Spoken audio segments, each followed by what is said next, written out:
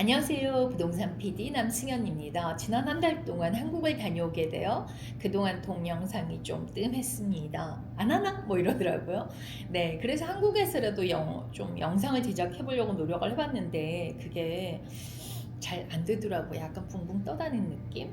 그래서 이번 6월부터는 다시 열심히 정보 공유도 하고 또 세미나도 하면서 여러분들과 좀 더 가까워지려고 노력하겠습니다. 감사합니다. 지금 구독, 좋아요, 알람 설정 눌러주시고 시청 부탁드립니다. 제 개인적으로 역사 공부하는 걸 좀 좋아하는데요. 부동산에서는 이 시간의 변화가 어땠는지 갑자기 궁금해지더라고요. 그래서 30년 전의 부동산과 현재의 부동산이 어떤지 좀 알아보려고 하니까 1995년과 2025년의 부동산 시장을 비교하면 재밌겠다 싶더라고요. 그러면 1995년에는 어땠을까요? 당시 남캘리포니아형 90년대 초반 불황에서 회복 중이었고요. 집값도 저렴했지만 그렇다고 완전 바이어 시장은 아니었다고 합니다. 모기지 금리는 얼마였을까요? 네, 7.5%에서 8.5%로 그때는 당연했지만 지금 보면 좀 높은 편이죠. 지금 높다고 하지만 그때 훨씬 높죠. 네, 주택 재고는 많았기 때문에 바이어들은 가격 협상이 가능을 했고요. 당연히 오퍼 경쟁은 좀 드물었을 것이고요. 그렇다면 시장 분위기는요? 오렌지 카운티나 샌디에고는 성장 중이었고 물론 LA는 이제 중심을 잡고 있었겠죠. 지금처럼 오렌지 카운티처럼 럭셔리한 곳이 있다든가 이런 건 좀 아니었다라고 보고요.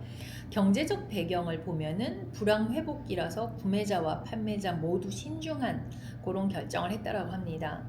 테크 산업은 아직 주도적이지는 않았고 실리콘 비치는 존재하지도 않았을 때이고요. LA 경제는 여러분 아시다시피 1992년 LA 폭동 여파로 투자 심리가 좀 위축되었고 천천히 회복을 해 가려고 하는 그런 상황이었다고 볼 수 있는데요.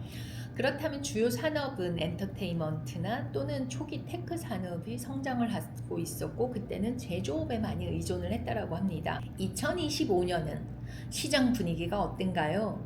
네, 오늘날의 남캘리포니아는 럭셔리 구매자, 테크 신흥 부자 또는 해외 투자자들의 메카가 되었습니다. 살기 좋으니까요. 네, 벨에어, 베버리힐스, 뉴포트, 코스트 같은 지역은 몇백만을 넘어서 몇천만 달러의 오션뷰 주택, 최고급 학교 또는 낮은 공실률로 투자자들에게 역시 인기가 좋습니다. 현금 구매자들이 시장을 주도하고 있는 편이고요. 빠르게 부동산을 사들여서 가치 상승을 노리고 있습니다. 하지만 중산층 구매자들은 저렴한 주택이 사라지면서 좀 어려움을 겪고 있습니다. 페이먼이 굉장히 올라간 거죠. 네, 경제적인 배경을 보면요. 테크와 엔터테인먼트가 경제를 이끌며 실리콘 비치와 스트리밍 거대 기업들이 LA의 수요를 끌어올리고 있습니다. 2025년 트럼프 정책, 세금 감면 정책과 가장 크게 대두되는 관세죠. 이것으로 인해서 인플레이션이 상승될 가능성이 있어서 또다시 금리에 영향을 미칠 수 있으므로 이것은 주시해야 할 것입니다. 경제적 환경을 한번 비교해 보자고요. 95년과 25년. 그때 셀폰을 생각하면 사실 우리 막 큰 모토로라 이렇게 큰 거 들고 다니는데 지금 스마트폰으로 안 되는 게 없는 것처럼요.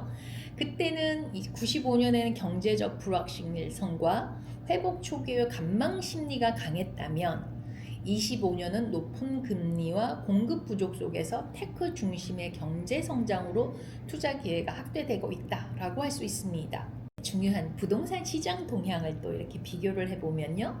주택 가격 얼마인지가 중요하지 않아요? 그래서 1995년 LA의 중간 주택 가격은요. LA 카운티는 19만에서 20만 달러였습니다. 오렌지 카운티는 22만에서 24만 달러였고 샌디에고 지역 같은 경우는 18만에서 20만 달러 정도였습니다.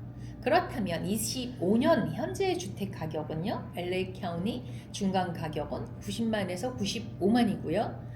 오렌지 카운티는 1.2밀리언에서 1.5밀리언입니다. 샌디에고는 95만에서 1밀리언. 이렇게 많이 바뀌었죠.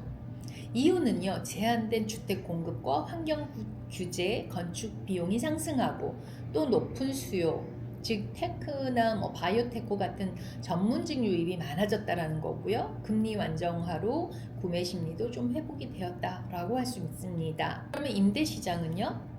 1995년에는 LA 등지에서 높은 임대 수요가 있었고 렌트 컨트롤로 수익률을 제한했습니다. 그렇다면 2025년에는 임대 점유율이 98% 이상으로 LA 카운티 임차인 비율은 54% 정도 됩니다.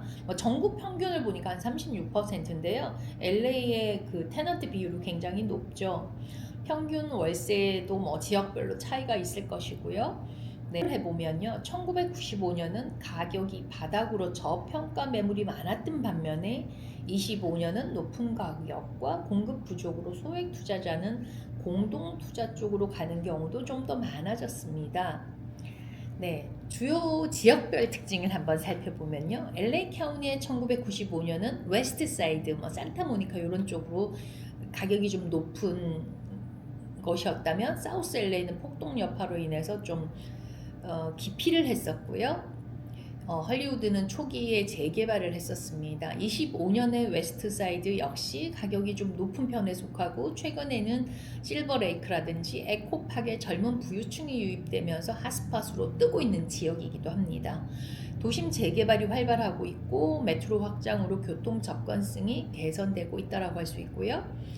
오렌지 카운티는요. 95년에 얼바인이나 뉴포트 비치 고급 주거지는 가 있었고요. 그때도 좀 고급이라고 할 수 있었고요. 금년에는요. 얼바인은 테크나 헬스케어로 그런 허브 영향을 하면서 좀 더 좋아지는 거가 됐고요. 뉴포트 비치는 럭셔리 시장이죠. 그 다음에 코스타메사는요. 신흥 뜨는 지역으로 주목받고 있기도 합니다. 예, 비교를 해보면 1995년은 지역별 가격 차이가 그렇게 크지는 않았으나 2025년은 오렌지 카운티와 뭐 세크라멘토나 인랜드 엠페어 같은 그런 지역은 격차가 좀 더 많아졌다. 결국은 좀 더 편차가 심해진다. 지역별로 이렇게 볼 수 있고요. 그럼 다시 한번 비교해 볼까요? 1995년에는 좀 낮은 가격으로 매수할 수 있는 그런 기회가 있었다면 25년에는 좀 작은 금액이지만 공동 투자 플랫폼으로 접근할 수 있는 그런 상황이라는 거가 된 거죠.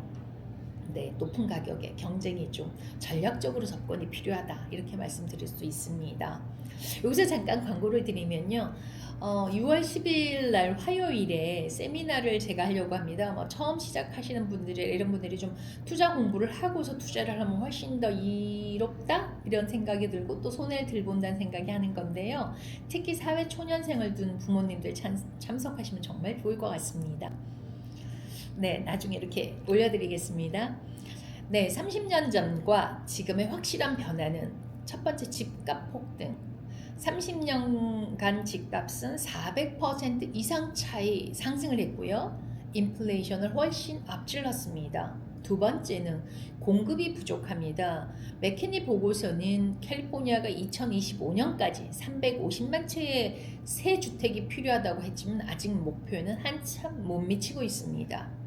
세 번째, 구매자 변화입니다. 1995년에는 젊은 가족이 주 구매자였지만 2025년에는 현금 부자와 고소득 전문직이 시장을 주도하고 있는 즉 빈익빈 부익부가 심화되어 가고 있다는 것입니다. 네 번째는요, 경제적 변화입니다. 90년대에는 회복기였지만 2025년은 테크나 럭셔리 글로벌 투자로 정의가 되는데요. 하지만 금리 인상이나 정책 변화는 시장에 영향을 줄 수 있으니 주의할 부분이기도 합니다. 1995년에 저렴한 시장에서 2025년에 럭셔리 시장까지 남캘리포니아의 부동산은 부를 창출할 수 있는 강력한 시장으로 변화되었습니다. 네, 이렇게 부동산의 30년을 좀 알아보았는데요.